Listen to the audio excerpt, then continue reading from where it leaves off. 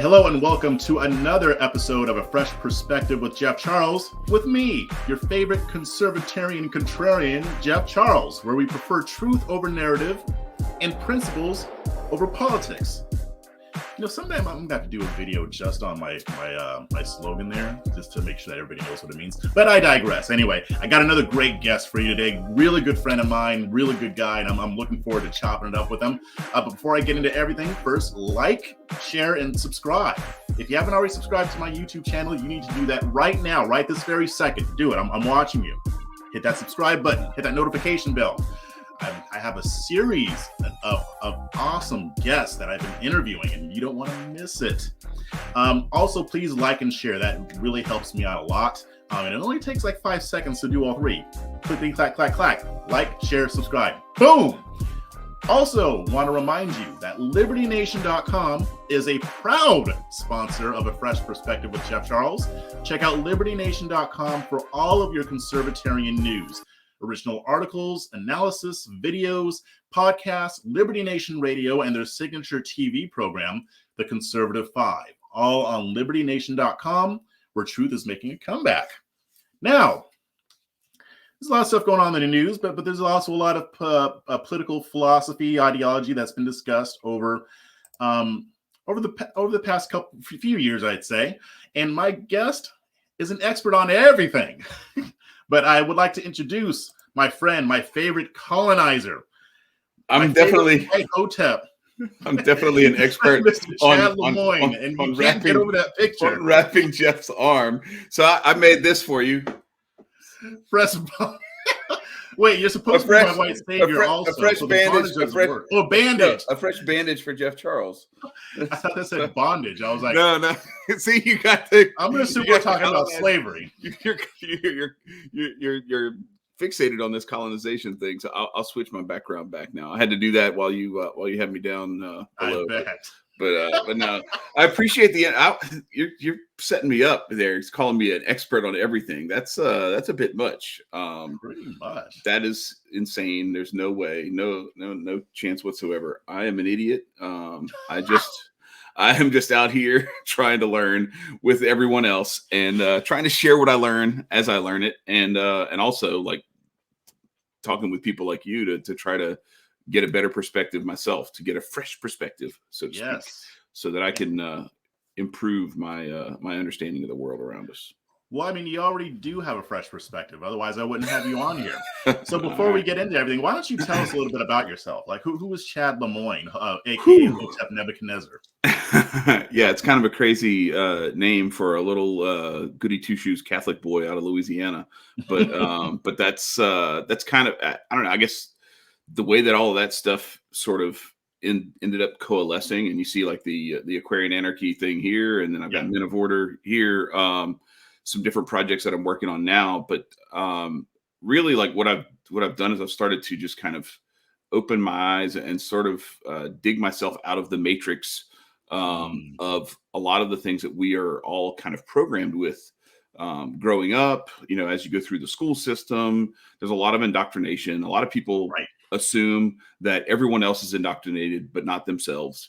And I assume no such thing. I am still trying to kind of wake up from some of the indoctrination that I think I still am. I don't know. I don't want to call it a victim of, but I'm still sort of subject to. Mm-hmm. And so a lot of that stuff, it evolved in my understanding of politics and of government, and some of the things that we are taught that I think are a very pleasant fiction, but they are still a fiction. And I've started to move more in the direction of anarchy, but not in the sense of this Antifa nonsense, bombing the WTO or any of this other kind of stuff. Not that I'm a big fan of the WTO or the IMF or any of these other big, megalopolies, but I've come to understand that at the root of all of this stuff is self-ownership. Like, I own myself. Mm-hmm. And I even, as a Catholic, like, even from like an understanding of like my soul and my person, like even that, like I recognize that my the dominion that God has over me and my soul and my person is only exercised in such a way as where I voluntarily offer it Exactly. and choose to conform to the will of God, and not where I am some automaton subjugated by a tyrant. Right. And I actually want to get more into that later on, but first I kind of wanted to talk just a little bit about current events. But Mhm. I was trying to think of stuff to talk about, but I figured, I mean, you're pretty tuned in. Are there any like current political issues that are going on right now that are getting a lot of your attention? Yeah, well, it's funny you say that because for Men of Order, I wrote an article about it this weekend. We Okay. had the Super Bowl on Sunday. That Yes. was a big distraction. There are a whole lot of other distractions. I think we have this thing going on with Putin and the Ukraine and everything is another distraction, Hmm. because a lot of this stuff is political theater to try to drum up people, pining on both sides of, or on Sure. multiple different sides of I don't know, like a dodecahedron of political discussion. Because it's not just, it's not, there's never just two sides. There's always like several different angles to look at this stuff from. But I Right. think a lot of this stuff, what I wrote about in there is that so many of these things are a distraction from some of the things that are really, really important that are actually being done right under our noses or behind closed doors. Hmm. Um, but even more sinister than that is the way that a lot of this stuff gets us off of our own game. Okay. That like there are things that we should be working on in our own lives with our own attitudes, with who we are as people, but also projects that we may be really, really passionate about, that Hmm. we find it way too easy to find an excuse to not put in the work that we need to put in to do the things that we want to do, and create the reality that we want to create, um, for ourselves and for our families, for our communities, because we're too busy being distracted by what's the big story in the news, what maybe these truckers are going to save us. Like, what are you doing to save yourself? Hmm. Those truckers are out there saving themselves. They're not doing this for you. Now, yeah, by extension, Right. they probably see, because I see a lot of this stuff with the stuff that I do too, where what I'm doing is part me doing it for me, but there's also a big part of it that is me doing it because I want to help other people. I want other people to see what I am seeing in the world, and to figure out like, oh wait, I can do that too. Let me work on myself. Let me work on building Hmm. my community and those sorts of things. But so much of this stuff, the Super Bowl is a huge, perfect example. And it's just a microcosm of what all of this sports stuff. I'm a huge sports fan. I'm a Hmm. nut about this stuff. But I've started to realize that I've wasted away a lot of my time, a lot of my energy, a lot of my effort, and a lot of my resources on living vicariously through other people going out there, putting in the work, doing the exercise, That's getting their interesting. bodies built fit, getting their fitness where it is, working on their craft, perfecting their craft, becoming the greatest in the world at their particular discipline, right? Hmm. And I'm watching them on TV doing it instead of me working on me. Mm. And so that's a lot of what I was focusing on when I wrote that article, was like, this, so much of this stuff is a huge distraction that's keeping you, yes, from looking at what they're doing with cryptocurrencies, what some of the banks are doing, what the inflation rate is now because of all the money that they printed over the last couple of years. Hmm. um, that just, you know, everybody was happy to get their little stimulus checks. But it's time to pay the piper, because now gas is 3 times as expensive, and so many other things that you buy are 3 times as expensive. And so, your little $600 or $1,200 doesn't go as far as it did 2 years ago when they gave you that check, right? But the other part of it that they're distracting you from is the stuff that you're supposed to be doing on a daily day basis to make you make yourself and make your inner circle more impervious to that stuff. That's a very interesting angle that you took on that, because usually when I hear about distraction, it's talking about what the government's doing. You mentioned that. I mean, there are things that are that's done. absolutely part of it. Yeah, absolutely. But I've never really heard somebody talk about how these things are also a distraction from at the individual level. Personal development, Personal development. Mm-hmm. I mean, and I can see, if somebody's worried about what's happening in Russia with the Ukraine and all that, I can see how in some cases that might lead people away. And as somebody who, for me, politics is not a distraction. This is what I do for a living. Right. This is my thing. But it's just interesting how we don't understand how deep the distraction goes. But I wanted to ask you, with the whole sports thing, and maybe you can flesh that out a bit more. To me, I'm not into sports, but everybody needs some type of recreation, right? They need to unplug a little bit. That the time does come where you have to do that. And in different ways may be more healthy than others. But why would you consider that to be wasted time if that's like a passion of yours and it allows you to unplug from all the crazy stuff? So I'm glad you asked that question, because I can give an example that kind of brings this into like a fuller, more clear light, right? So back in the day, I used to be like obsessed with Angry Birds. Like I got to the point where they were like, I don't know, they were like 150 levels or maybe 200 levels or something like that I had perfected. Like I had like 3 stars and like all the bells and whistles, and I obsessed over it to where like I'm like that. I'm an OCD maniac. And then one day I was like, wow, what do I have to show for this? Like what? So there's a balance, right? To what you're saying is right. There is a place for recreation. But let's think about that word, recreation. This is supposed to be a place where you step away, recharge your batteries, kind of take your mind off of things, let your subconscious go to work on whatever the problems that you've been focusing on and harping on too much. Let your subconscious go to work on that, because you've planted that stuff there already. Let your mind work on that in the background while you just veg out or give yourself some time to breathe and to enjoy something. There's nothing wrong with joy. There's nothing wrong with enjoyment. But I'll bring it back to one of my friends. Actually, one of the ways that I got, it's kind of how this Aquarian Anarchy thing happened. That's how I met Marcus. And shout out to Marcus and Nico. And also shout out to Hotep Jesus Ant and Jonesy the Podfather with Men of Order too. Menoforder.com. Yes, if you watch this, you should go there, especially if you're a dude. I talked to Hotep Jesus about it, and he told me all about it. And he even had me look it up, and I was looking through it. I'm like, this is pretty cool. I want to read a lot of stuff. Yeah, I don't read a lot of blogs, but I would read that one. I did.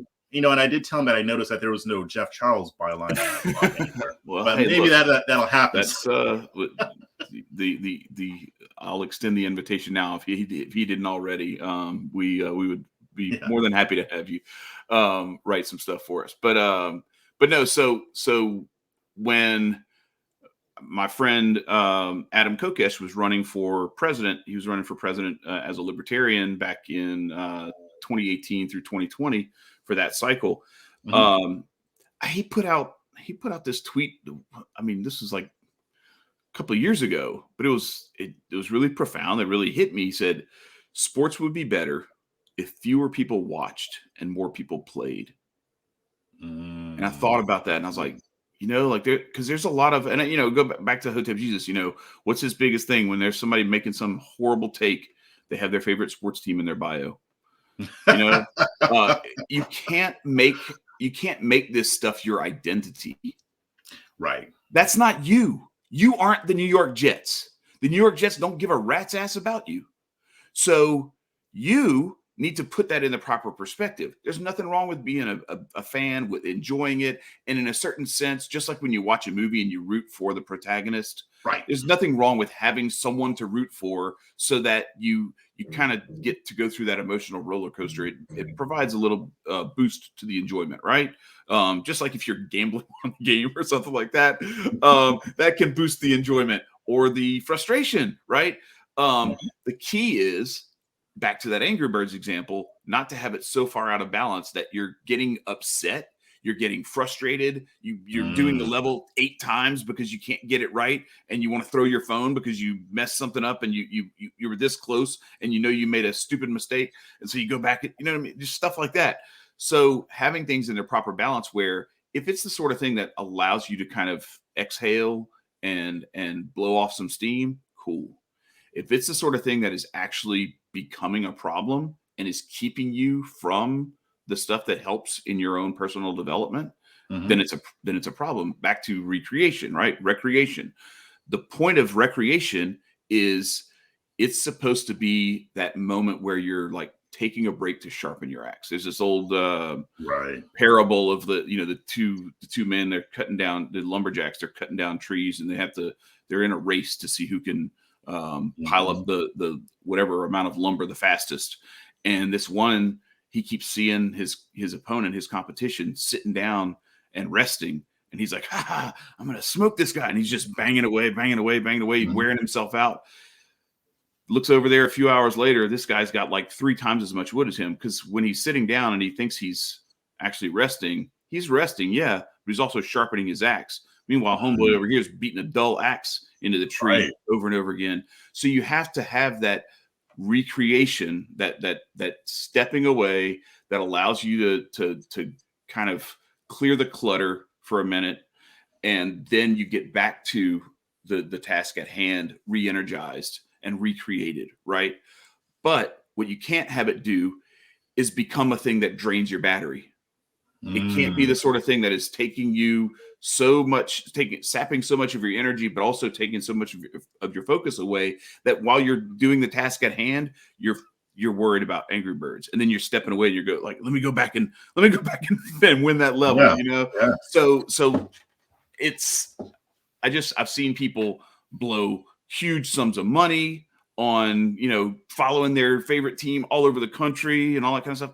And I don't know, there may be something to doing that, where like 1 out of 1,000 people, somebody does a documentary on them for how amazing of a fan they are. But by and large, most of the people who end up doing that kind of stuff, there's probably, a college fund that could, use a little bit more funding or something else that could go into that. So I just warn people, because this is something I learned for myself, just be careful that you're not doing this stuff out of balance is all.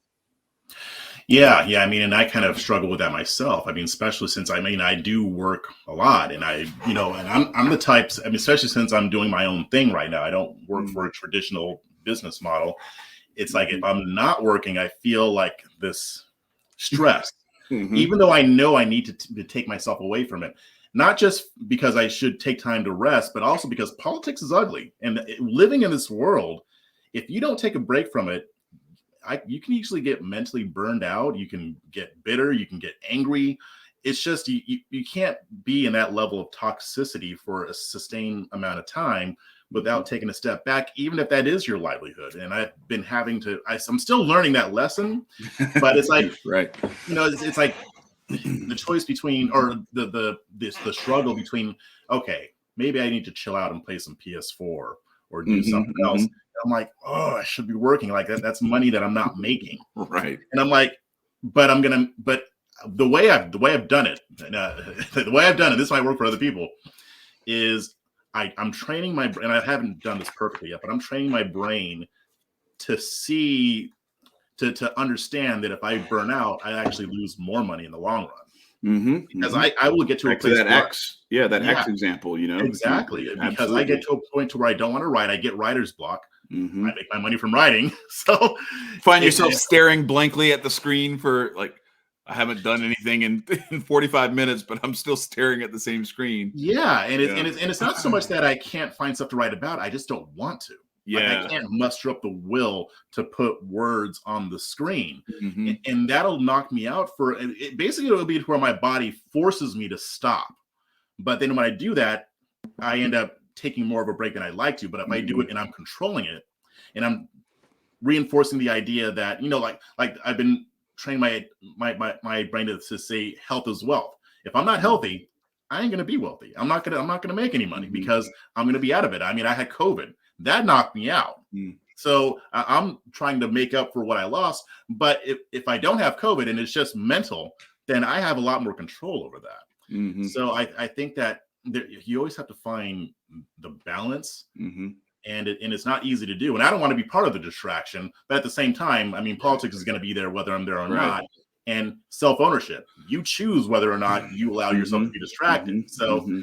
I think that's a very deep point, what you brought up, that a lot of us don't really think about the way we should. I mean, if you're spending all this time doing other stuff, you're not working on that project. How many people want to write a book and they haven't?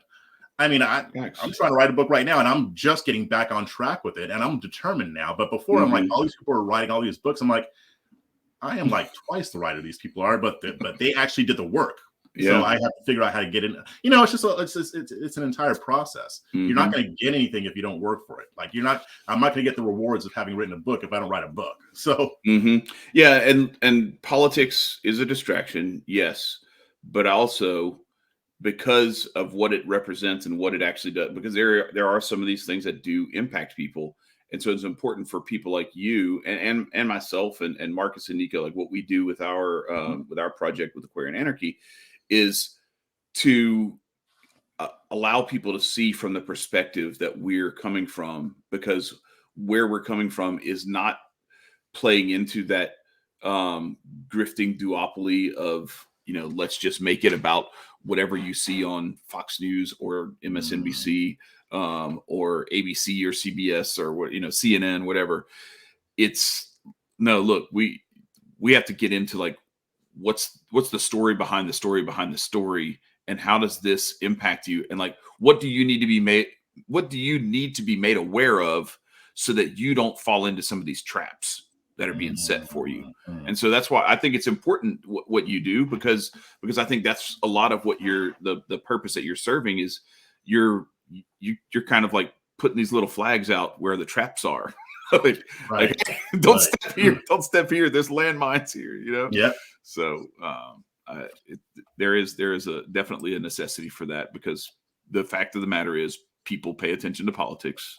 And so if it's all the other voices, then we're really screwed. So thank God for people like you and, Sonny and all the folks like that, LBJ and all, all the folks who are at Fox News, but who are kind of, I don't know, leaving a crack open in the back door to let folks like you and Liv and King Randall and Maj and everybody sneak in through the back door and get their message out, It's good stuff. It's good stuff for sure. So I want to talk about the Hotep movement a little bit. But first off, why did you pick Hotep Nebuchadnezzar as your Twitter handle? I've always been curious about that. Because my name's Chad, and so Nebuchadnezzar has my name in it. It's right there in the middle. And also, like that, I've been using Nebuchadnezzar for a while, for like, I don't know, but go back to like Dungeons and Dragons days. Like that was my character name that I chose. But also it's like, so this is the king with whatchamacallit, where he wants you to interpret his dreams and everything. It's so I kind of I had that in my bio for a while. I was like, you have to pay my Cash App or interpret my dreams. And it was like, no, I'm not going to throw you into the fire, but I am going to make you interpret my dreams. No, so there's that. And then there's also, if you go back to the Matrix movies, the Nebuchadnezzar is the name of the ship. Yes. That they rescue everybody from the Sentinels to bring them back to, I guess what they call it, Zion, which is interesting. But anyway, but yeah, so that's it's a combination of all those things, but mostly just because it's a really cool name that has my name in it. So there you go. See, I thought it was going to be like all kinds of deep. No, it's not. I'm sorry. I'm sorry. I'm full of disappointment. Get ready. So I wanted to tell us a little bit about how you became involved. Well, actually, let's back up even further than that. How did you even learn about the Hotep movement? Ooh, that's a good question. I think so. If you go back, it's funny because there was this period of time where there were a bunch of these folks who were like I don't know, part of like Money Twitter or whatever you want to call it, Mm-hmm. that were all kind of working together. So it was like, Carl and Doe and Hotep Jesus, Alexander Juan Antonio Cortez, Ed Lattimore, a handful of other folks. And I don't remember how, but I came across like Ed Lattimore's work. And then that's how I found Alexander. And then one day, one of them retweeted some stuff from Hotep Jesus. And then that at some point, the Starbucks thing happens and I see that and I'm like, oh, this is funny. So I'll go in and I'm like, I'm following this guy. I start following him like, oh, this dude's not just funny. This dude's kind of deep. Like there's some interesting stuff here. So I start paying attention.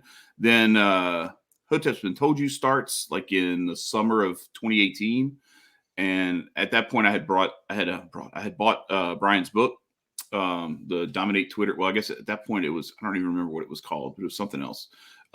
It's Dominate Twitter now, but that was kind of my thing. I think I had like 70 followers or something like that. It was something pathetic.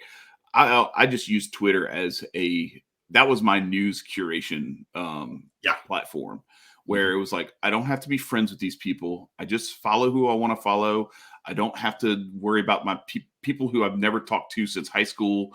All of a sudden, wanting to see and me having to like basically report to the world where I am or whatever, because people would just like tag you and stuff and be like, stop tag. So I made it to where people couldn't tag me if they saw me at a restaurant or something like that. I'm like, if I wanted everybody in the world to know that I was at this restaurant, I would tell them. Right. But I didn't tell them. So I would prefer for you to not tell them for me. I may have told them I didn't have time to go to whatever thing that they wanted me to go to. I might be avoiding somebody. Yeah, you might be getting busted. That's right. Like, and it's not anything. I'm not doing anything bad. I'm just trying not to be rude and be like, no, I don't want to do anything with you. And and then somebody else calls me up and they got something more fun to do, and I'm like, yeah, I'll do that. And then somebody's like, you said you were busy. Like, yeah, clearly I was. Damn. Yeah. But anyway, but no, so I hated Facebook, always have, still do.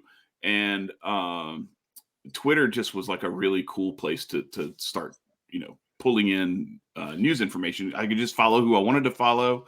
And I even followed some stuff that I disagreed with because I feel like it's good to get a balanced perspective on things.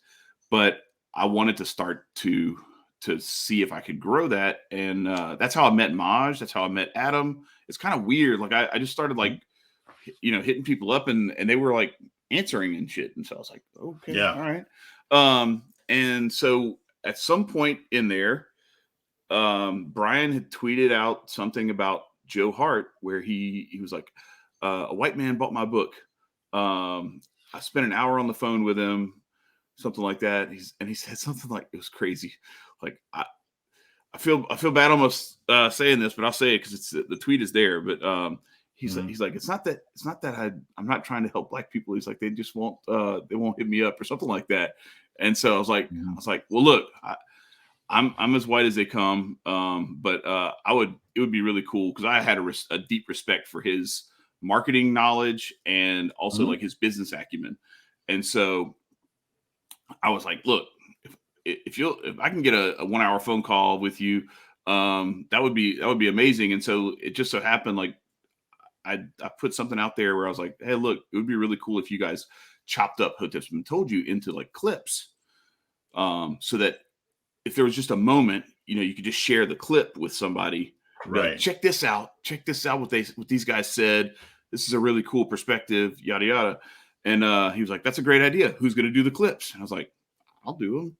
And so, one thing leads to another. And I'm like, hey, look, I'll do this, but, how about that 1 hour conversation? Well, it's been a 3-year conversation now. So it's been pretty cool. Hotep Jesus is a dear friend of mine now. And we're working on, like we talked about, we're working on this project here, Men of Order. It's a huge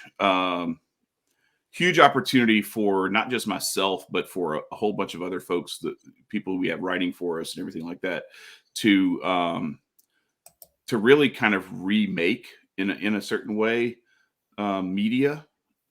I know there are a lot of people who are trying to do something similar and have been for a decade or so when the traditional media has failed us so poorly.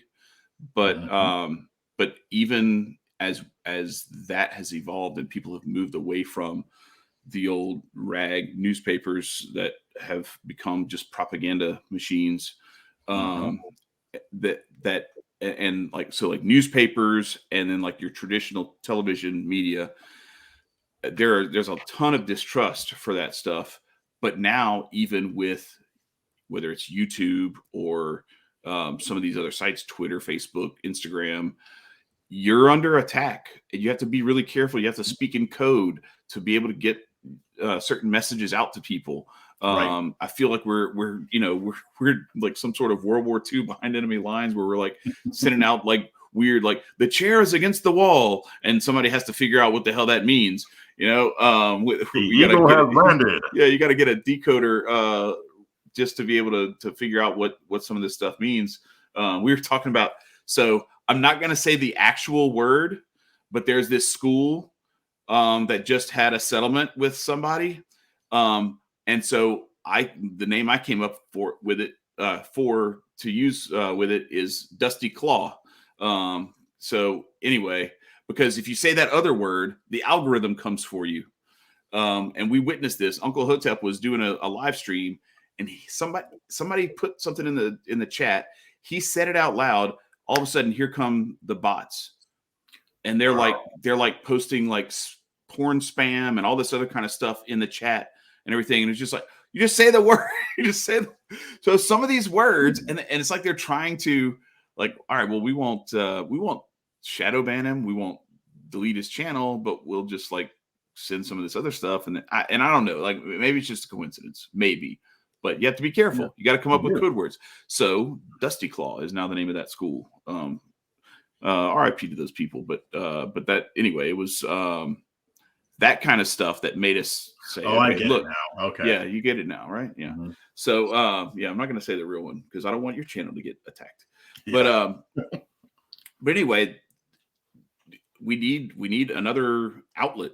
You know, there are plenty of other outlets, but doesn't hurt to have another one, because you never know as they start knocking some of them out.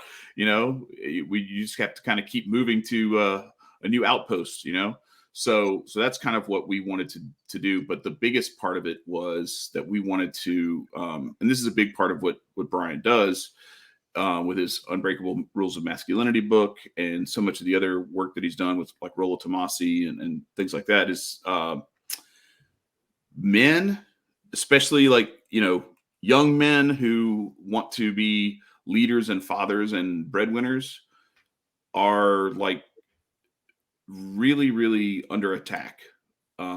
You are not allowed to say that you want to be that, or to really be that in certain circles, especially the traditional media circles that want to cancel everything that has anything to do with that. So this is a place where we are trying to offer ways to help build wealth, help build your physical fitness and your health, improve your mindset, help you in the dating world, all these different aspects of life. And then also there's a cultural aspect to it, where, you know, seeing, you know, whether it's politics or entertainment or any of these different things through the lenses of what you can do to either use this stuff to your advantage or to avoid the things that are traps for you. And so that's been one of the fruits of just, you know, developing a relationship that all started with me just saying, hey, y'all should chop the show up into clips so that we can share it. And then they thought it was a good idea. And so here we are. Now I help Taylor with the Grifties, where I do all the clips for that and send them to him. And then he puts the show together, and he does an amazing job of like all the whole look of that show, the way that everything is executed. That's all him. Like all I do is I just like throw these little clip alley-oops, and then he just slams them, and he's a monster. Yeah, so I mean, he brought up a lot of things that I want to dive deeper into. Okay. Now, but before we get to the other stuff, just want to remind you guys, don't forget to head on over to libertynation.com, a proud sponsor of A Fresh Perspective with Jeff Charles. where you can always get new and original material with a giant helping of nuance and none of that normal spin that you see on a lot of the other sites that you read. So check out libertynation.com, especially if you happen to be conservative. You'll get perspectives from everyone to a traditional Republican or to a conservatarian like myself or libertarian or an anarcho-capitalist like Chad Lemoine here. You can sign up for the daily briefing, subscribe to the member zone. There are a lot of different things that you can do there. But if you want something that goes a little bit deeper than what you might be used to, check out libertynation.com, where truth is making a comeback. So, Chad, I wanted to, there's a lot, and what you just said kind of helped to let me know where I want to take this, because usually I have a bunch of questions written down. With you, I only had a few, because you and I have conversations all the time. So, I mean, we're good conversationalists with one another. But, I mean, you're talking about masculinity, and I was actually talking to Shamika Michelle about this. And she had a very interesting perspective, and she put it in a way that only Shamika Michelle can put it. She is a powerhouse. She is awesome. I love Shamika. She came on our show a couple of months ago, and she's. I just wish we could have had her on longer, but she's an amazing human being. So what did she say? So she said the same thing that you did. That masculinity, or at least the type of masculinity that you and I are talking about, is under attack. What do you think are the main attacks against the idea of masculinity right now that you're seeing right now?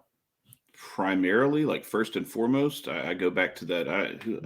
Who's the one who put this thing together? The hard times create strong men, or something like that. Strong men create good times. Good times create weak men, and weak men create hard times. That sort of thing. So it's sort of that thing. If I may, part of the problem is bitch assness, is as I like to call it. That is, that too. Not like the same way, that's where we are. Like it's so it's really easy. It'd be really easy to blame the I don't know, the feminist movement or all this other stuff, and all these different things. And yeah, not to say that there hasn't been a concerted agenda by some really powerful entities to weaken men, because if you weaken men, you make a society easier to conquer, easier to control, easier to manipulate. Yes. So that it makes sense for that effort to be underway, and it has been underway, and it has been effective. The problem I see, though, is that this hasn't been so much of an attack as it has been a sedation. We have been given so much, back to this stuff about like all these distractions, all of these things that soothe us, that pacify us, that placate us. We have so much entertainment and so much. I mean, guys can sit at home and watch OnlyFans and Pornhub and all this other stuff, and they're not even driven. They are seeking to fulfill a physical urge that was put into the human body to drive us to fertility and to building an empire, a kingdom of our own, with a woman who we see as worthy of building a home and an empire with. What that has been replaced with, though, is it's just hedonism, boys seeking pleasure first, and the consequences are just, now they have all these easy things. We've got whether it's the Plan B or abortion, or all the different trappings, or just being a deadbeat, whatever the case may be. And look at what the last few generations of children have become. And I in a way, it's really easy for people to scoff at millennials, Gen Z, Gen X, whoever, and blame them for these problems, but they're victims of this shit too. Right. And really, like, I kind of look, to like the boomers and the generation before them, that there was those hard times, the Depression era and all that sort of stuff. Like, I remember my grandparents talking about how blown away they were in the 90s to see people going on vacation on credit when they did nothing on credit. Like everything was, if you couldn't pay for it, you didn't buy it. You didn't get it because you didn't know if you were even going to be able to buy food, in 3 weeks, let alone like finance something for 30 years or what, you know what I mean? So it's, we've gotten to this point where so much of what is around us has been made easy access for us. And it's made it really easy to manipulate and control people, because now all you have to do is threaten. And we're seeing it right now, like with this thing with the truckers. What are they talking about doing? They're going to seize all their bank accounts and all that stuff. Well, all that stuff's electronic. That stuff's real convenient, right? It's really convenient for you to not have to carry around a bunch of cash and to just have all this stuff. And it's got a chip that lets you know that it's you and that you have the card and all that stuff. Except that it's also like really easy to turn off. Just like this is the thing I used to say about like OnStar. Yeah, that sounds really cool and convenient that like you can lock your keys in the car and they can like remotely, you just call them up and they can remotely unlock your car and start your car for you or whatever. It's like, And what if somebody one day wants to lock you out of your car or lock you in your car and shut the car off while you're driving 80 miles an hour down the interstate? So all of these things, there's this yin and yang to it, right? Where like there's a positive, there's also this negative side. So we have to be careful. And so that's why I think it's really important for men to reclaim the mantle of leadership that I think too many men have abnegated or have just they've abandoned this this role because it's easier to, I don't know, to appeal to women who want to control them and to not man up.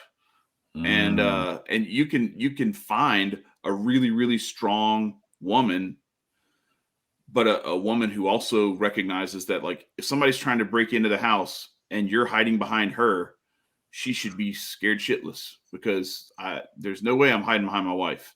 And that's not to say anything bad about my wife. That just means that, like, that's something bad about me if I'm hiding behind her, you know? So that's kind of where, and that is just, that metaphor is just like it describes so much, that like so many men have hidden behind their wives or their girlfriends or whatever it is, because it's easier to just not accept responsibility and say, well, no, I can't do that because my girl doesn't want me to. Like, okay, all right. Yeah, I mean, and it sounds like that's a very, what's interesting about what you're saying, and correct me if I'm wrong, because it sounds like you're saying that this is less having to do with the attack on masculinity than it is the fact that just men just relinquished their masculinity. Mm-hmm. Would that be fair to say? Yeah, well, it's like these things where they try to get somebody to apologize for something, and then when they apologize, they just keep killing them. Mm-hmm. And it's like, well, your apology didn't matter. All you did was they smelled blood in the water, and now they're coming after you even harder. So by doing this stuff that is getting out of the way of your own responsibility as a man, all you're doing is you're making it easier for masculinity to be attacked. And the thing is, like, this whole concept of toxic masculinity, right, is not men acting like men. It's bitch assness. Like it's men. And see, that's the real toxic masculinity right there. What you just said. Exactly. And I don't want to say anything. This isn't to say something bad about women, but like, men should not be acting like women. Men need to women should be acting like women. right. Men can't be getting emotional and letting like, you know what you need to do. You need to go do it. You need to get it done, get it taken care of.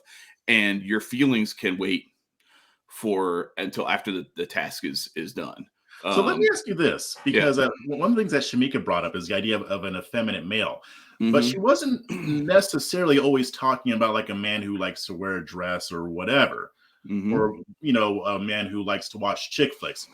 She had her, I asked her the same thing I'm going to ask you. I asked, so what say 3 attributes that you would attribute to a man that you would consider to be effeminate, or maybe somebody who has maybe relinquished their masculinity. How would you respond to that?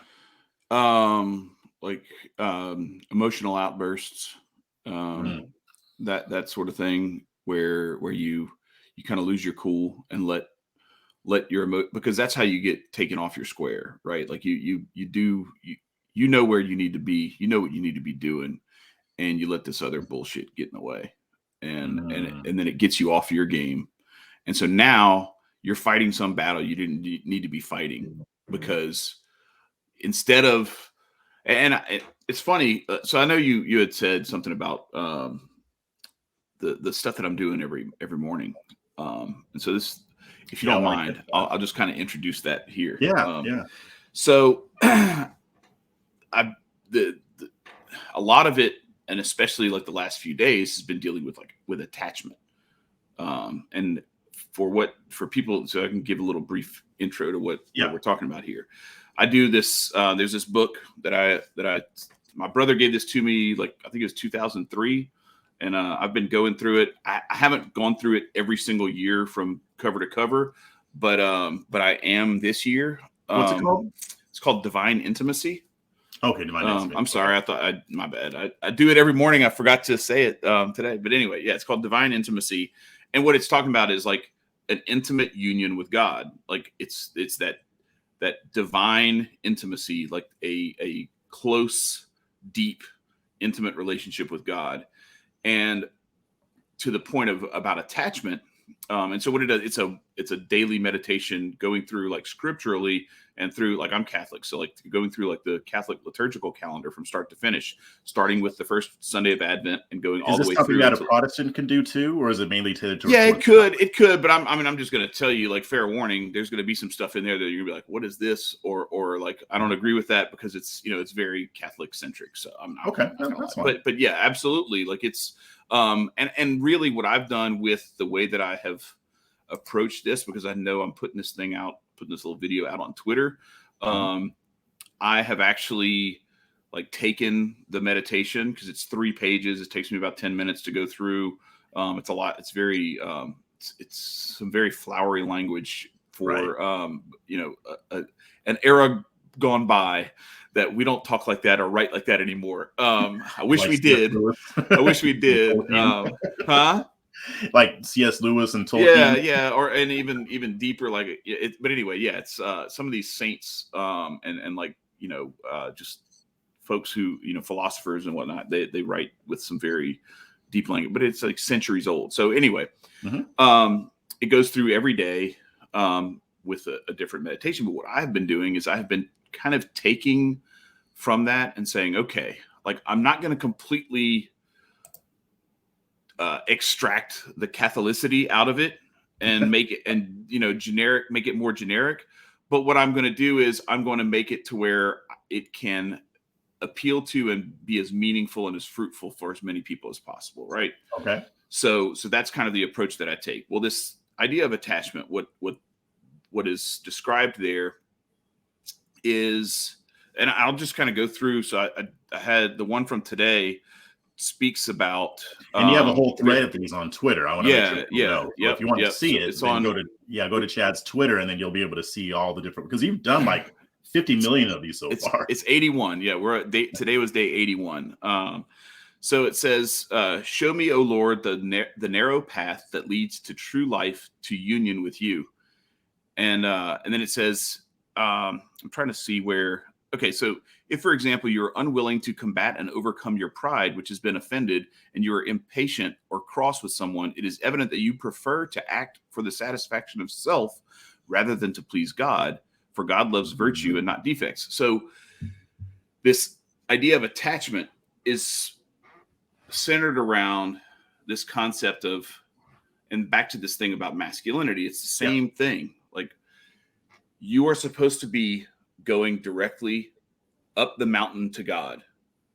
And instead you see, a little creature over here, and you fall in love with that creature, and you forget where you're supposed to be going. Now you're over here chasing this thing, and it has pulled you away. And, back to my Angry Birds thing, so like, it's okay to like see the creature and be like, oh, that's beautiful. Look at this creature that God created. That's amazing. That's beautiful. Oh, yes. And that reminds me, I'm headed to go and meet face to face with God. But instead, if it's, I now idolize and fall in love with that creature so much so that, and so when we think about a relationship, what's that? It's idolatry. Yes, exactly. Idolatry. So when we start to treat women in an idolatrous way, okay? Ooh, okay. When we start to think of it that way, now we aren't fulfilling our role.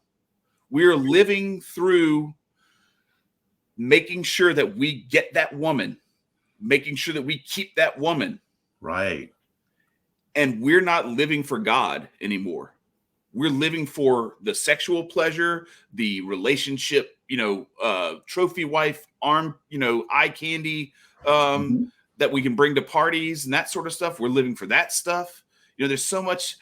I see the stuff that people talk about on these interwebs, and it's some disgusting stuff that has nothing to do with building a relationship with God and building, a kingdom for your progeny. Okay. Mm-hmm. And so what we should be looking for as men, when we're looking for a mate, is we should be looking for someone who will help us get to God and who we are planning to help get to God, and that we are working together to develop that deep relationship with God together and for our children.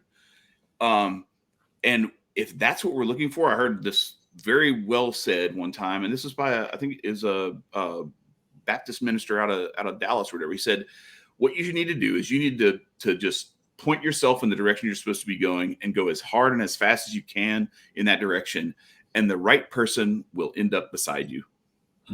Because they're heading in that direction. They're heading in the same direction. Yeah. So whereas if you let them, again, back to that creature, you're like, oh shoot, let me go. Now because they might be going off some other way. Yeah, and so often I've seen it where even your attempts to do good, to do the right things, get in the way of that relationship, because that relationship wants to have ownership over you and is not looking for your fulfillment, looking for your direction toward God or anything like that, and will actually abuse you and manipulate you off of what you're supposed to be doing because you're going somewhere that person isn't ready to go yet. So let me ask. So there's just so much there. I wish we had more time. We got to do this again, like soon. Yeah, like, I'm sorry. Yeah. No, I know you get. My son's got a game. Really good, because here's my thing. In the Word, it says that the woman is supposed to be led by her husband, supposed to submit to his leadership as he submits to the leadership of Christ. Exactly. So, it says, wives, be submissive to your husbands, and husbands, love your wives as Christ loved the church. Christ gave up his life. Okay. Yeah. Now that doesn't mean, again, that doesn't mean if your wife wants to spend all your money by going to Ibiza and wherever else, all over the world, that you just do that and you sacrifice yourself like Christ sacrificed himself. No. That's not what that means. What that means is get off the damn couch and do the things that you need to do to take care of your home, to help build the home and the Godhead that you are supposed to represent on earth. Yeah. Like be that leadership. That's what that means. That doesn't mean let your wife pull you around by a leash like you're a little puppy. So let me ask you this. So here's a question, because when you were talking just now, you mentioned, man finding a woman who is not veering off the other way, but one who's going to also help him get to where he needs to be with God. And I think, they both do that for each other. It's not just one way. So here's my question. In your opinion, how would a woman help a man get closer to getting up that mountain to God? Like what would be her role in help? Not that he can't do it on his own, because we all are responsible for our decisions. But I'm just saying, when you have that relationship, what would be a woman's role in continuing to point him in the right direction? By supporting his mission, whatever the, because ultimately when it comes down to it, when children start to come into the world, the man can continue to work on his mission, but the woman's mission shifts to those children. Mm-hmm. Right. So in the meantime, while we're leading up to that, there's there's almost a necessity to not create such a, I have a daughter, like we talk all the time about what she wants to do and how she wants to move in the world, outside of just, being a mother and that's it, but I think one of the things that's been really depressing to see is that somehow, somewhere along the way, we have made it so that one of the most amazing, beautiful, profound, and vital roles in the history of humanity, the participation in the creation of human life, mm-hmm. and then the shaping and the molding of nurturing of that life, but not just of that life, but of the entire culture. Women have shaped culture for millennia through the raising of children and through bringing children up through their youngest, most formative years. Okay. And what we have done is we have said, no, let some random daycare worker do that. You go chase your career. We've turned it into a curse word. Yes. Yes.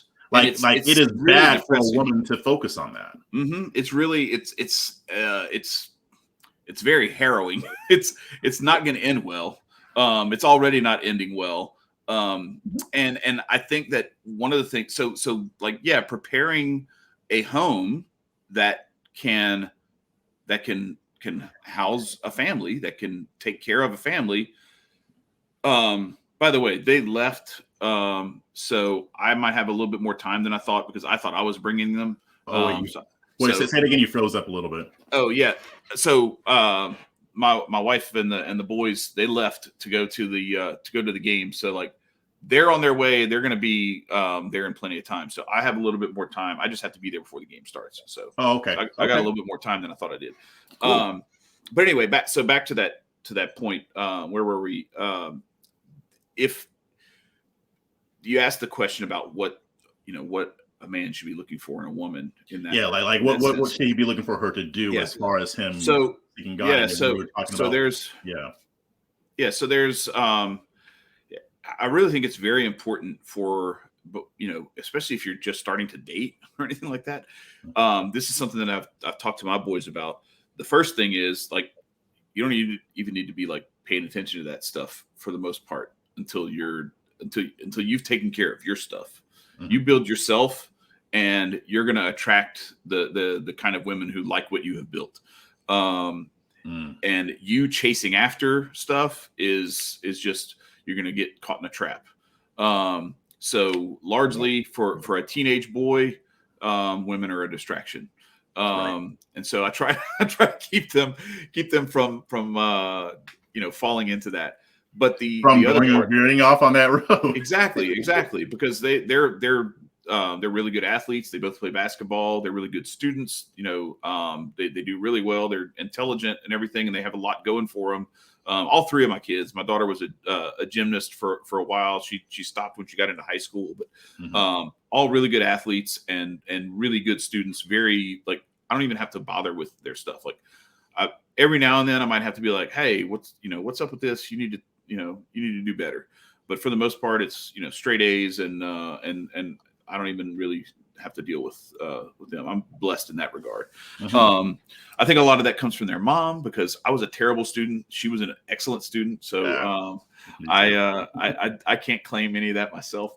But no. So what I found with my wife, like, I'm just going to tell you, because I hate this idea of like people trying to act like they can, like, with their own personality and their own proclivities, tell a whole bunch of other people, like, y'all should all be doing, like, no, I'm just going to tell you what worked for everybody. Yeah. I found a woman who, like, hated to spend money, who is super frugal, saves money. Like she'll be like, why do we need to spend this money on this? And that's how she is with our finances. So that's one thing, is not chipping away at the foundation of the rocks of your empire that you're trying to build, right? But another part of it is having someone with the disposition that will raise the kind of children that you want to raise, that will bring the kind of children you want to bring into the world. Because ultimately, like, that's why men and women get together. Like, we are hardwired as men and women to get together to make people. That's how we all got here. That's how we all, every one of us that's on this planet, until they still haven't done it yet, where they're making people in tubes without a man and a woman. Right. So until they do, this statement stands that every one of us here is the product of a man and a woman coming together to make a person. Right. So that responsibility being known, you have to take that responsibility very seriously. You are responsible to find the kind of person who you want to make people with. And if you want to make people, there's nothing, I don't care what career, like I had dreams too. I was going to be on Sports Center, thank God I'm not, because there's all kind of craziness that I wouldn't want to have to deal with. And who knows what I might've gotten churned up and spit out into, if I had like actually gone along with some of that stuff, but so let me ask you this. And I'm not asking for a friend. I just want your view on this. What about for people who already made people and then things didn't work out? How does that dichotomy work in that instance? How would a woman help a guy like? What are your thoughts on that? Yeah, well, so I'm not the only one. I can only give obviously, because I don't understand that from a firsthand perspective, right? Right. I can only give what I think would be the best advice I can imagine under those circumstances, and that is that, again, you have to treat it the same way as if you are going to bring these kids into the world with this person.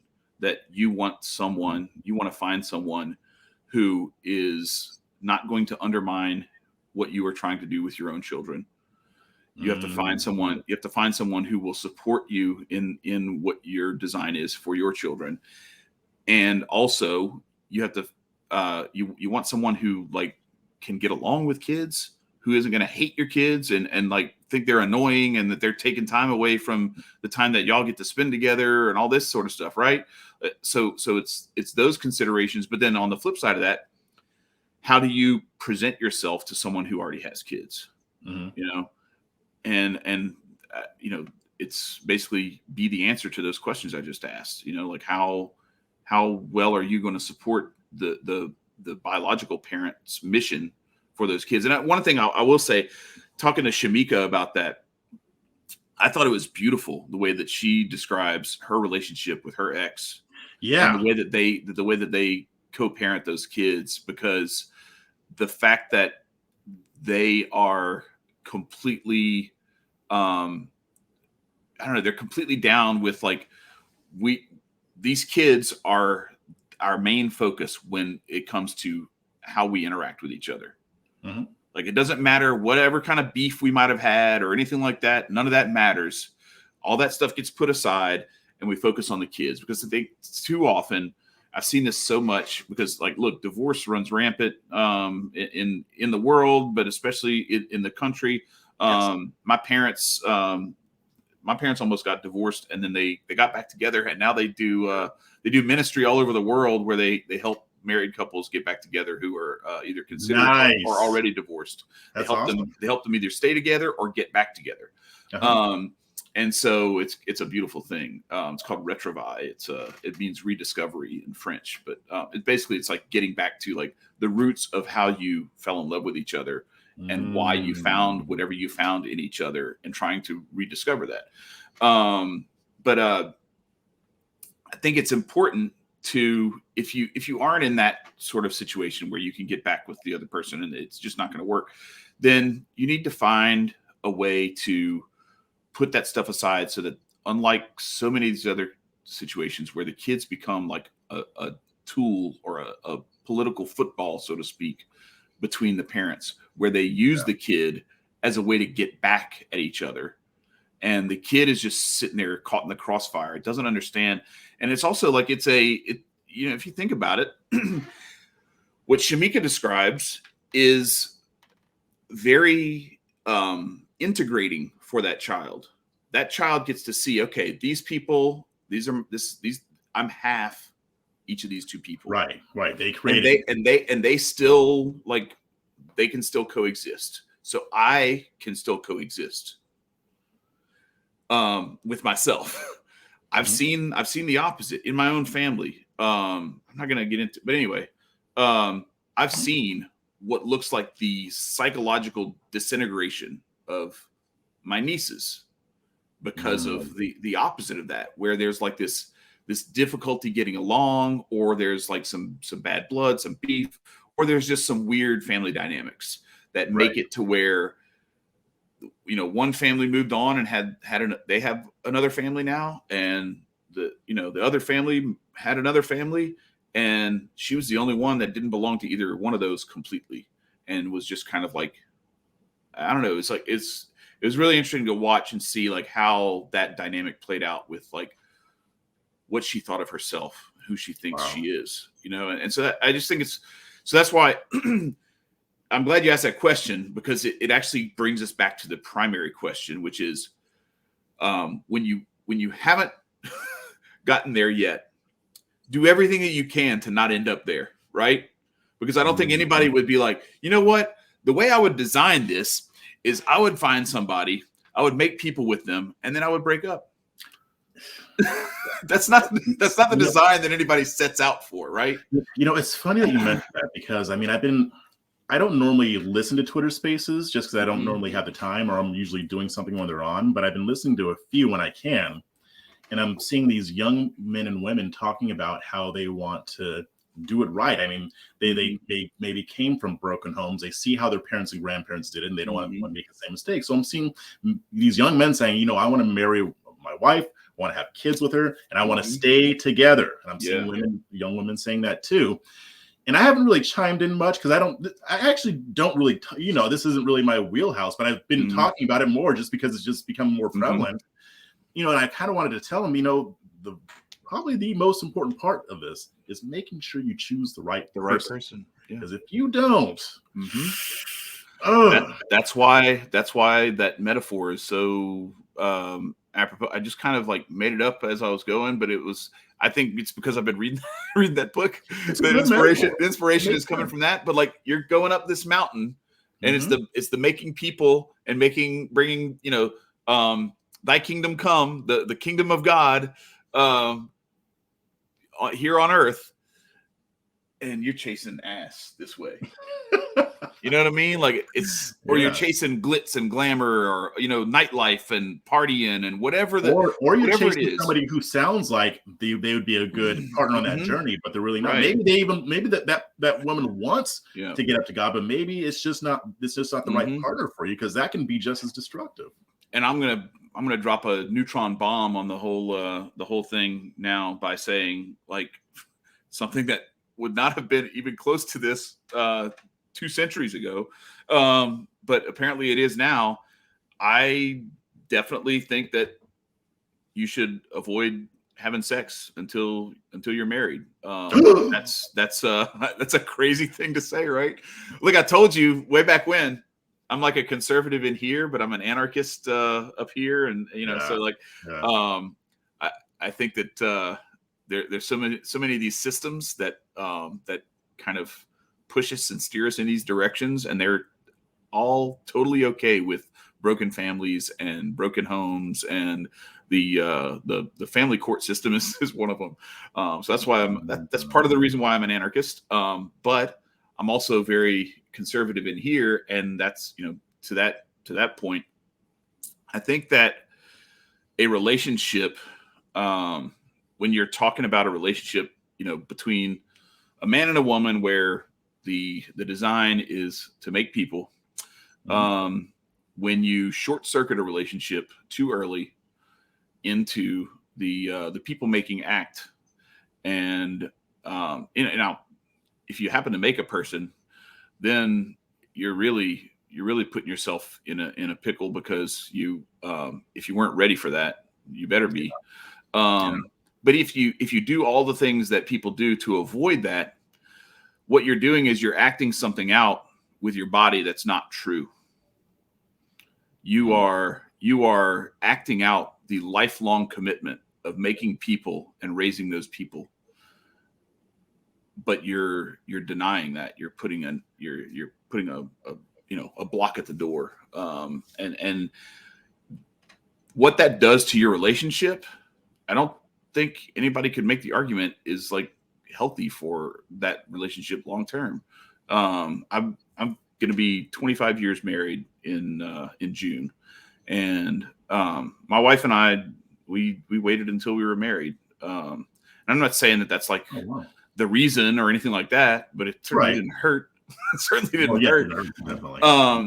And it's not to say that we aren't without our problems, our issues that we've had to deal with or anything like that. But that's just my experience. My sage old wisdom that comes from this gray beard that I'm sporting here. But that's a great way to short circuit your relationship, where as soon as you do that, now if you're the dude, the only thing on your mind is when are we doing it the next time? And on the female's mind, unless she's like just really about that, she's thinking, oh my gosh, I guess we're gonna have to do this like all the time now, and not what do I need to do to make sure I don't get pregnant? All this other kind of stuff. Whereas great distraction. If your relationship is built on building, that's why I'm a big proponent, big fan of the old idea of courting, where you actually your dates are like with their family and everything, and it's all like because ultimately that's why marriage is the end goal with that. Yeah, and that's doing it to get married. Right, exactly. Yeah. Because that's where a lot of your dates end up being anyway. They end up being Christmas with the family, Thanksgiving with the family, Easter with the family, all these different things. You end up doing a lot of stuff with that family. So you're kind of marrying that family too. And then, ultimately contributing to it. But I don't know, I think that when you that's why I say it's a short circuit. It gets the relationship in this really short feedback loop of being revolving around the physical relationship, and so much of the rest of the relationship doesn't have the breadth to develop, because there's so much focus, so much time spent, so much of the. Now, I'm not saying that like when you're not doing that, that you're not thinking about it, because I mean, look, I went through 5.5 years of dating and being engaged to my wife, where I definitely thought about it. I'm not gonna lie, because you still think about it even if you're not doing it, right? But especially if you're a dude. But it's right, exactly. I still think about it. No, but it's not the same obsession, because you are. I don't know. It's almost like knowing that that's not going to happen, that you're not going to do that until you're married. You focus on all the other things, and you also you keep yourself out of a lot of trouble. But you allow yourself, like I feel like our relationship was allowed to blossom in so many different areas because we had to do other stuff with our time. You create more of a stronger bond. We got to the point where we had cool, fun stuff that we did together that had nothing to do with sex. And I'm not saying that like other people don't still, have fun, activities that they do. Sure.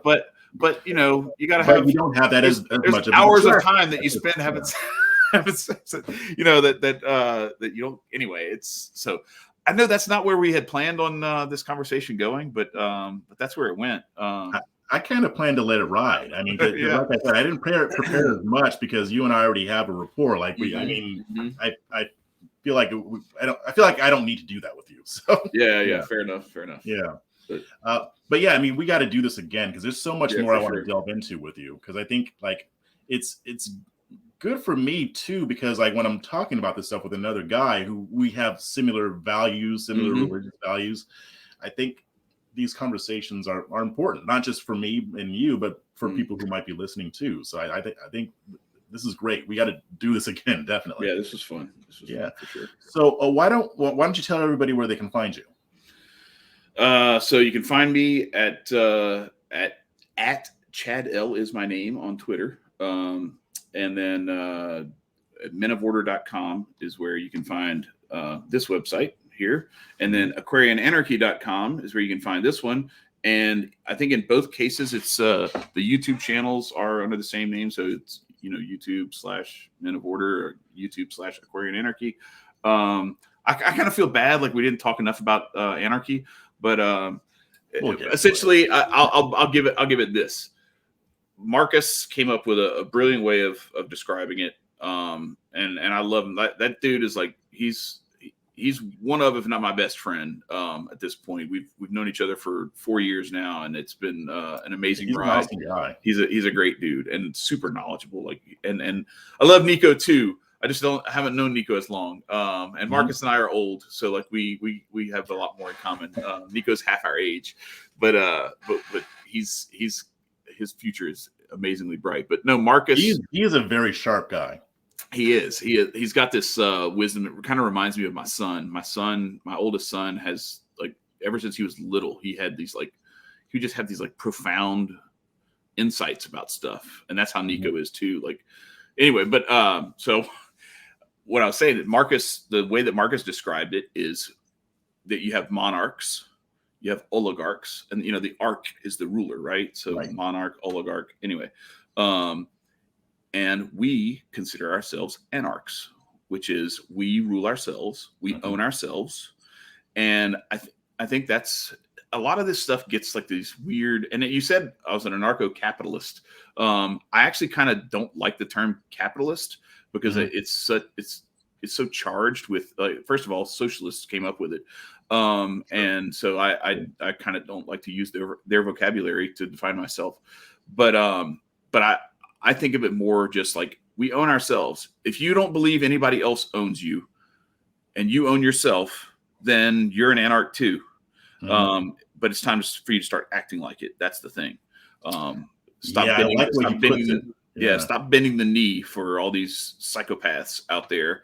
And even in the instance of our relationship with God, people seem to be like, oh no, well, I belong to God. I'm ruled by God and all this sort of stuff. Because you choose to be.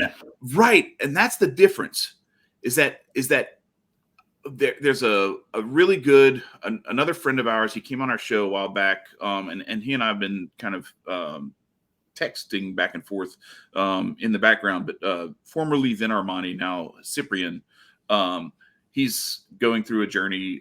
He's converted to Orthodox Christianity.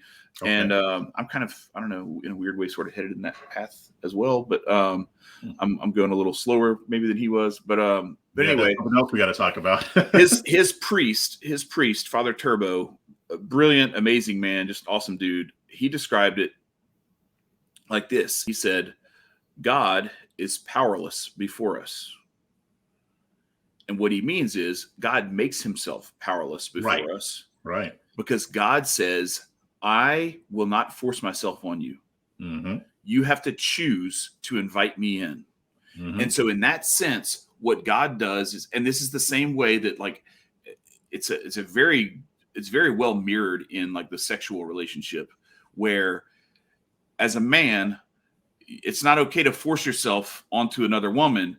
But what you do is you stand ready when you are invited in. That's where, and so it's a very, when you think of that relationship that way, you're not really ruled by it so much as you are willfully following a benevolent leader who wants what's best for you and who has nothing but your best interests at heart.